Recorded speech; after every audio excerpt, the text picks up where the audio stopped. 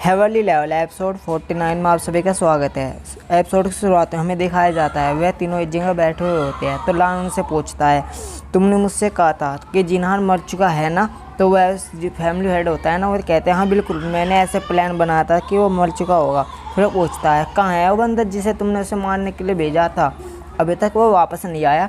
फिर वो स्कूट को गुस्से की नज़रों से देखते हुए कहता है, तुम्हारी इतनी हिम्मत, तुम कह रहे हो कि वो मर चुका है, तो फिर तुम्हारे ग्रुप का बंदा अभी तक वापस क्यों नहीं आया?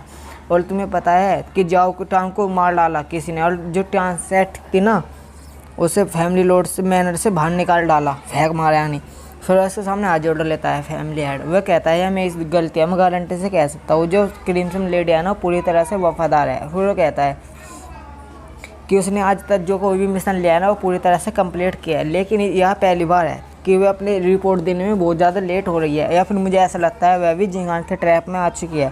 फिर वो कहता है भूल जाओ, अभी हमें जनशक्ति की ज़रूरत है, इसलिए हमें उस पर ध्यान देने की कोई भी ज़रूरत नहीं है। फिर वो आगे भी कहता है जो यान फैमिली है, अगर जो जान टाओ को टच भी करके आया तो ये हमारे लिए एक अच्छा मौका हो सकता है उन पर हमला करने का। लेकिन मुझे लगता है कि यह बात जिन्हान ने भी रियलाइज़ कर ली होगी, इसलिए अब हमें उस पर ज़्यादा ध्यान देने की ज़रूरत नहीं है। फिर वो उसे कहता है लिंचान, मुझे लगता है कि हमें कुछ करने की ज़रूरत है। फिर उसके हमें हम लाता है। फिर वह फैमिली हेड होता है ना, अपने मन में कहता है अगर क्लिम्सन लेडी भी मर चुकी होगी तो मेरे पास ऐसा कोई भी नहीं है जिसका मैं इस्तेमाल कर सकूँ। अगर ऐसा होता है तो इतनी गलती करने के बाद मुझे नहीं लगता ये आदमी मुझे माफ़ करेगा। और यहाँ तक कि जो लिंचैन है ना, ये भी मेरे ऊपर से यानी मेरे ऊपर से कदम बढ़ाने लगे।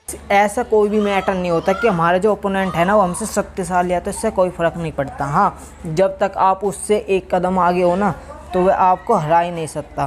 फिर सीन कट होता है, हमें एक जगह दिखाया जाता है, एक बंदा झुका हुआ होता है और कहता है यह सारी गलतियाँ हमारी है ना, अगर मैं ऐसा ना करता तो मैं ना कि सिटी रोड मैनर की नज़रों में आता और ना ही मुझे पाउजाओ सिटी से धक्के निकाल कर बाहर फेंक के दिया होता।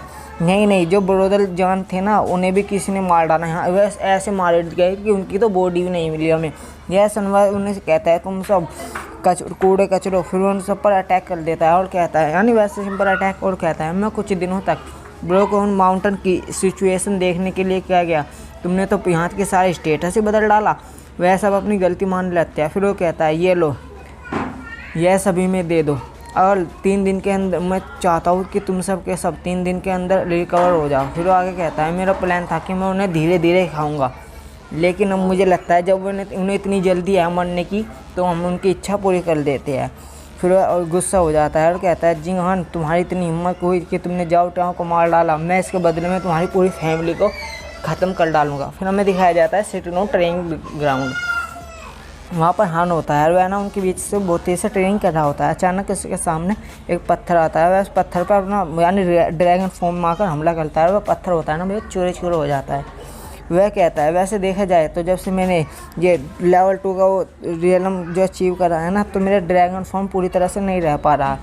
इसके हिसाब से भी देखा जाए तो लेवल 4 का मास्टर रैंडम है ना, जो मैं उसका इस्तेमाल करते हुए लेवल 4 डार्क फोर्स का इस्तेमाल में करूँ तो ऐसा हो सकता है कि मैं एक लेवल 5 के मास्टर का सामना कर सकूं। लेकिन अभी भी अगर जो देखा जाए तो असल ज़िंदगी में इसका क्या हुआ है, यानी असली लड़ाई में इसका क्या है, मुझे कुछ नहीं पता।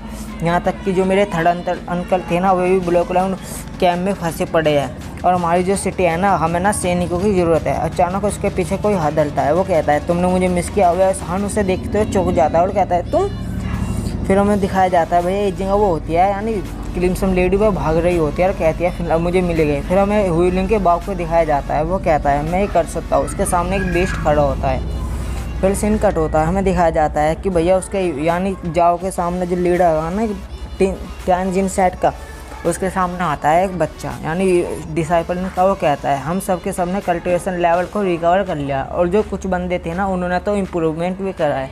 फिर वह कहता है हम कल वापस आने बाहर जाएंगे और जो जान फैमिली है ना उसे पूरी तरह से डिस्ट्रॉय कर देंगे। फिर हमें दिखाया जाता है कि कोई मैनर को बढ़ रहा होता है, उसे देख बंदे आपस में हल्की हल्की बात में कहते हैं देखो यहाँ क्या हो रहा है। दूसरा बंदा कहता है क्या तुम्हें नहीं पता 2 दिन पहले यहाँ क्या हुआ था। तीसरा बंदा कहता है जो ट्यांगलिन सेट के डिसाइबल्स थे ना, इसे सिटी रोड के सनी लो ने बाहर धक्के दे देकर निकाल डाला था। वो फिर तीसरा चौथा बंदा कहता है कि क्या उसे इसके बाद के नतीजे की वो नहीं थी परवाह। फिर हमें दिखाया जाता है वो सिटी रोड मैनर के सामने आ जाता है और चिल्लाते हुए कहता है टांजान मेरे सामने आओ। फिर पीछे से बंदा होता है ना, वो कहता है मुझे लगता है कि हमें उन्हें 15 मिनट देनी चाहिए, अगर वह जब भी वापस नहीं आते ना तो हम सब अंदर जाएंगे, एडर उनसे अच्छा भुगतान करवाएंगे। फिर अंदर से सिटी रोड आ जाते हैं, वो कहते हैं लीडर जाओ, आप बड़े गुस्से में दिखाई दे रहे हैं, मुझे लगता है कि हमारे बीच कोई वो हो गया मिसअंडरस्टैंडिंग।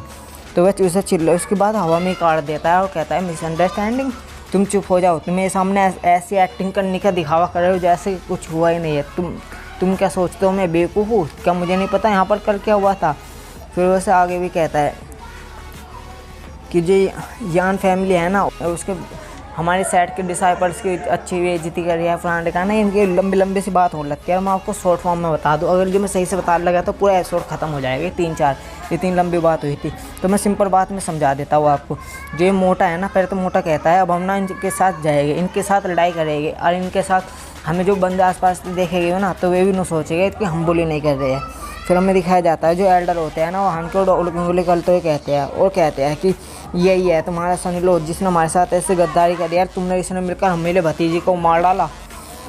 फिर हान्ना अपने मन ही मन में सोचता है, उसे देखता है, कहता है इसकी एक्टिंग तो लाजवाब है, बिल्कुल इस स्लिप रट के ही आया।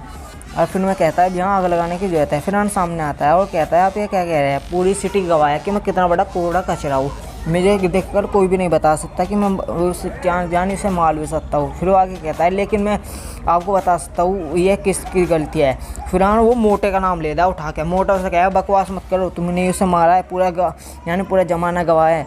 फिर जो हान होता है ना, एक हान के सामने आता है और अपनी गवाही देने लगता है। फिर हमें दिखाया जाता है भैया बीच बीच में अब सीधी पॉइंट में गए तो भैया इनके बीच में होने लगती है लड़ाई। और जो लड़ाई होती है ना तो पहले तो मोटा ना स्कूटर को भगता है क्योंकि हान ने इसका नाम लगा दिया झुट्टो ही, उन्होंने कहा तुम ना मारा उसे। अब भैया इनके बीच में आपस में लड़ाई होने लगती है। तो फिर एकदम ही अचानक ना वहाँ पर ना एक हान ना सबूत के तौर पर एक मोटे को बुलाया, उन्होंने ये गवाह है कि इस मोटे ने उसे मारा है। तो वो आती है मोटी से, वो कहती है मुझे माफ़ करना, मैं अपने बच्चे को तुमसे नहीं छुपा पाई और सारे में बता डाला। फिर उसे देखो वो मोटा डर जाता है और उसको भागने लगता है उसे मारने के लिए, लेकिन फिर हेल्डर बीच में आ जाते हैं। फिर हमें दिखाया जाता है भैया उनको आपस में लड़ाई होने लगती है। फिर अचानक खान का जो दोस्त है ना वह बीच में आ जाता है, जो कि एक लेवन का गेट मास्टर है, आपको सभी को पता है। फिर उनके बीच में होने लगती है लड़ाई। तो फिर हान के दोस्त की और एल्डर के बीच में लड़ाई होने लगती है। तो एल्डर उसे कहते हैं तुम बच्चे, तुम एक लेवल 1 के वो मास्टर, तो तुम मेरे सामने तकरीबन 10 मूव तो यानी रोक सकते हो, लेकिन तुम्हारा मेरे सामने कुछ भी मुकाबला नहीं है।